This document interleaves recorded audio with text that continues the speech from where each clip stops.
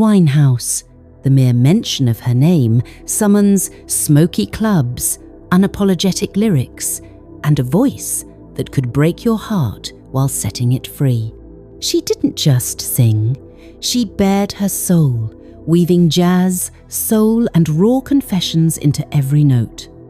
This isn't just a story of fame, but an intimate portrait of a fierce talent who fought her own battles in public view, always turning pain into art. From her humble London beginnings to storming the global charts, from struggles with addiction to a lasting musical legacy, here is the life of Amy Winehouse in all its passion, triumph, and heartbreak. Amy Winehouse grows up in a vibrant North London neighbourhood where music seeps through open windows and busking jazz musicians fill the air with hypnotic rhythms. Family gatherings burst into songs, her father belts showed tunes, her mother hums soulful melodies. Little Amy soaks it all in, scribbling lyrics in a battered notebook. Her big eyes shine with mischief and curiosity. She adores old records by Ella Fitzgerald and Sarah Vaughan. When classmates hear her belt out a line, they freeze, unsure how such a bold, mature voice can come from a small child. Amy's family humours her early musical obsessions, unaware that a revolution is brewing. Early on, Amy devours jazz histories and classic soul albums. She pleads with her parents for a guitar and in the cramped sanctuary of her bedroom, quickly teaches herself chord progressions. Countless hours of practice blend with ceaseless songwriting, scribbling down personal thoughts, heartbreak fantasies, teenage drama, raw feelings that shape her earliest verses. She attends a performing arts school but finds rules suffocating. She cracks jokes at teachers, breaks dress codes, and daydreams about forming her own band. Her voice, meanwhile, deepens with a certain smoky texture, turning heads wherever she sings. Producers hear rumours of an underage jazz singer who can stir the heart with a single note, planting the seeds of her future. A major break arrives when Amy's demo recordings reach the right ears. In her formative years, she scribbles lyrics about a kind of heartbreak she hasn't fully experienced, yet vividly imagines. Her boldness and talent land her a recording contract. While peers cram for exams, she's in a studio, belting out songs that blend jazz and hip-hop influences. She feels unstoppable, but also vulnerable. Producers shape her image, this edgy, soulful teenager with an old soul voice. Industry executives sense they've found a star.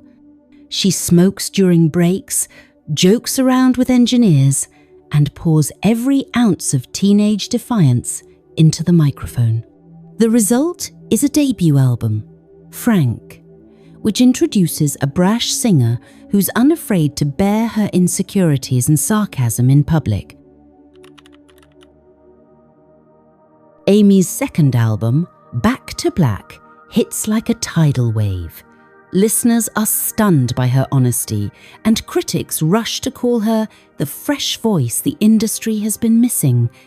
Tracks like Rehab become anthems for a new generation, with smoky jazz chords and confessional lyrics cutting through polished pop tunes on the radio. Fame escalates rapidly. Paparazzi snap photos of her stepping out of clubs in Camden. Tabloids churn out headlines about her erratic behaviour and public arguments. Underneath it all, she grapples with a growing sense of pressure. The music soars, earning awards, racking up chart numbers, but her personal life teeters on chaos. With a drink in one hand, heartbreak in the other, she uses every performance as a raw, cathartic release. The cameras can't get enough of her. She marries Blake Fielder Civil, a relationship fueled by passion yet marred by destructive habits. Their public fights, makeups and breakups become instant tabloid fodder. Amy feels trapped in a swirl of adoration and ridicule. She yearns for genuine connection, but trust is scarce. Her circle of close friends watches in alarm as her substance struggles intensify. She cancels shows due to exhaustion, checks in and out of rehab clinics, and wavers between defiance and vulnerability. That mesmerizing voice occasionally goes hoarse, battered by late nights and deeper demons. Still, every time she takes the stage, she delivers an electrifying show that leaves fans breathless. The very pain that threatens to undo her also fuels her artistry. Amy embarks on a European tour that swings between triumphant performances and disastrous cancellations.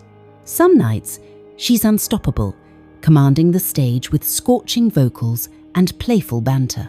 Other nights, she slurs words or arrives too late to perform. Fans cheer or boo. Tabloids feast on every misstep. Behind the scenes, management and family scramble to protect her. She resents their interventions, yet occasionally begs for help. Medical professionals warn that her body can't sustain such a pace. Even so, she clings to the adrenaline of live shows. Her life feels like a constant teeter on the edge of collapse. In fleeting moments of clarity, she dreams of a simpler existence. Quiet jam sessions at home, writing songs free from the media's glare. To escape London's pressures, Amy flees to St. Lucia. The island's calm beaches and laid-back vibe offer a brief reprieve. Under bright tropical sunsets, she strums a guitar, humming new melodies that speak of longing and regret, but also a spark of rebirth. Locals find her both shy and magnetic, a paradox that seems to define her soul. She dabbles with fresh lyrics, less about heartbreak and more about reflection.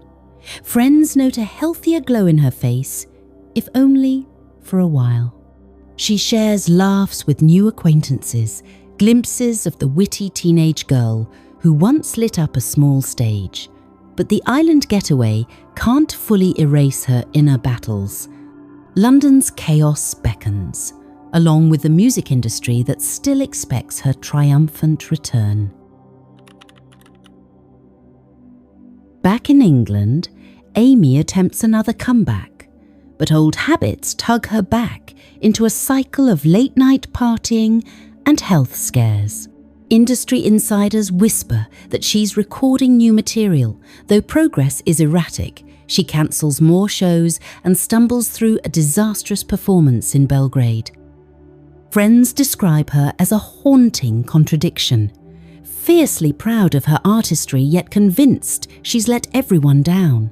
Ages of self-doubt drag her deeper into the addictions she can't seem to conquer. The tabloids mercilessly document each stumble. Each moment she appears dishevelled or incoherent. Despite glimmers of improvement, the downward spiral tightens its grip. At 27, Amy Winehouse joins the tragic 27 Club, found lifeless in her Camden home after a battle with alcohol and the demons that trailed her. News of her death stuns fans, fellow musicians, and critics worldwide. In an instant, the harsh spotlight fades to candlelight vigils and heartfelt tributes across the world. Her father, heartbroken, pledges to carry on her memory. Musicians from Adele to Lady Gaga cite her influence as the reason they dared to be bold. Rehab and Back to Black skyrocket once again on streaming platforms, the sorrowful lines now echoing a deeper pain. Through the mourning emerges a realization: her artistry, raw, confessional and defiant, belongs to history, still stirring new listeners seeking genuine, unfiltered emotion. Amy Winehouse was never just a singer. She was a surge of passion who wore her heart on every lyric, fusing the swagger of modern pop with the smoky allure of bygone jazz. In a few short years, she captivated the world, balancing on a razor's edge between personal collapse and musical triumph. Yet her spirit endures, alive in the confessional style that so many artists adopted, in the unwavering honesty of her voice that never shied away from heartbreak or truth. Her story resonates as a testament. Great art often springs from deep vulnerabilities, and though her final chapter ended abruptly, those haunting vocals and soulful confessions remain. Each note is a reminder of how powerfully music can reflect our own struggles, heartbreaks, and hopes. This was Amy Winehouse, a spark of brilliance that burned too fast, yet left behind a glow that refuses to fade.